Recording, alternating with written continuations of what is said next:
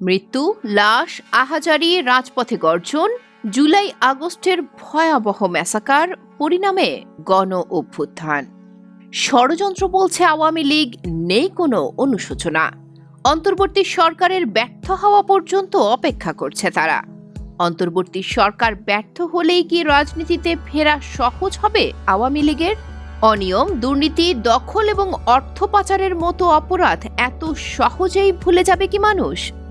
বাজার মূল্য, আইন শৃঙ্খলা পরিস্থিতি, বৈষম্য বিরোধী ছাত্র আন্দোলনের নেতাকর্মীদের আচরণে ক্ষুব্ধ হচ্ছে মানুষ। কমছে জনপ্রিয়তা। ক্ষোভের মাত্রা বৃদ্ধি পেতে থাকলে আওয়ামী লীগের সকল অপরাধ ভুলে যাবে না তো দেশের জনগণ? সেই অপেক্ষাতেই কি আছে তারা? আপনার মতামত কি?